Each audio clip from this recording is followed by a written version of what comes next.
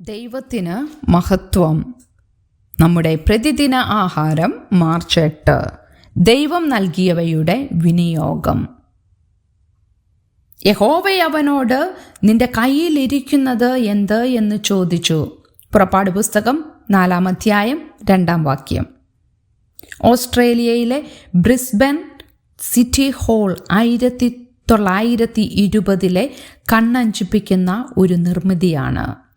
Michael Angelo ദാവീദ് ശില്പം നിർമ്മിക്കുന്നതിന് ഉപയോഗിച്ച മാർബിൾ വെട്ടിയ അതേ ക്വാറിയിൽ നിന്നാണ് ഈ നിർമ്മിതിയുടെ പടവുകൾക്കുള്ള മാർബിളും കൊണ്ടുവന്നത്.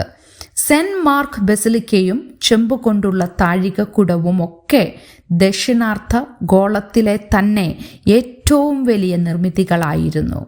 ഗോപുരത്തിൻ്റെ ശൃംഗത്തിൽ ഭീമാകാരനായ ഒരു സമാധാന ദൂതന്റെ പ്രതിമ സ്ഥാപിക്കാനും നിർമ്മാതാക്കൾക്ക് ഉദ്ദേശിച്ചിരുന്നു. പക്ഷേ അതിനുള്ള പണം കണ്ടെത്താനായില്ല. പ്ലംബറായ ഫ്രെഡ് ജോൺസൺ അതിന് പരിഹാരം കണ്ടെത്തി.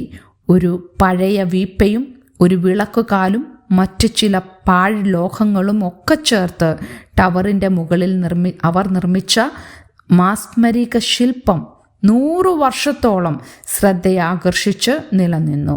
തൻ്റെ കയ്യിലുണ്ടായിരുന്നവ ഉപയോഗിച്ച് ഫ്രെഡ് ജോൺസനെ പോലെ നമുക്കും നമ്മുടെ പക്കലുള്ള ചെറുതും വലുതുമായ വിഭവങ്ങൾ ഉപയോഗിച്ച് ദൈവത്തിൻ്റെ പ്രവൃത്തി ചെയ്യാൻ കഴിയും.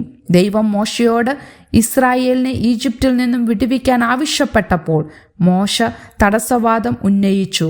അവർ എൻ്റെ വാക്ക് കേൾക്കാതെ ഇരിക്കും എന്ന് പറഞ്ഞു. ദൈവം ചോദിച്ചു, നിന്റെ കയ്യിലിരിക്കുന്നത് എന്ത്? മോശയുടെ കയ്യിൽ ഉണ്ടായിരുന്നത് ഒരു വടി മാത്രമായിരുന്നു. ആ വടി നിലത്തിടാൻ ദൈവം പറഞ്ഞു. അത് ഒരു സർപ്പമായി തീർന്നു. അപ്പോൾ അതിൻ്റെ വാലിൽ പിടിക്കാൻ മോശയോട് പറഞ്ഞു. പിടിച്ചപ്പോൾ അത് വീണ്ടും വടിയായി മാറി. തൻ്റെ വടി മാത്രം എടുത്തുകൊണ്ട് ബാക്കി കാര്യം ചെയ്യാൻ ദൈവത്തെ അനുവദിച്ചാൽ മതി എന്നാണ് ദൈവം പറഞ്ഞത്. മോശയുടെ കയ്യിലുള്ള വടി ഉപയോഗിച്ച് ദൈവം ഇസ്രായേലിനെ ഈജിപ്തിൽ നിന്നും രക്ഷിക്കാനിരിക്കെയായിരുന്നു. നമ്മുടെ കൈവശമുള്ളത് നിസ്സാരമെന്ന് നമുക്ക് തോന്നിയാലും ദൈവം ഉപയോഗിച്ചാൽ അത് തികച്ചും മതിയായതാകും. അവിടുന്ന് നമ്മുടെ ലളിതമായ വിഭവങ്ങളെ തൻ്റെ പ്രവർത്തനത്തിനായി ഉപയോഗിക്കും. ചിന്തിക്കുക, നിങ്ങളുടെ ഏതു ചെറിയ കാര്യമാണ് ദൈവത്തിനു വേണ്ടി ഉപയോഗിക്കാനാകുന്നത്? നമുക്കുള്ളവയെ ഉപയോഗിക്കാൻ ദൈവത്തെ ആശ്രയിക്കണം എന്നത് പ്രധാന കാര്യമായിരിക്കുന്നത് എന്തുകൊണ്ടാണ്? ദൈവത്തിന് മഹത്വം.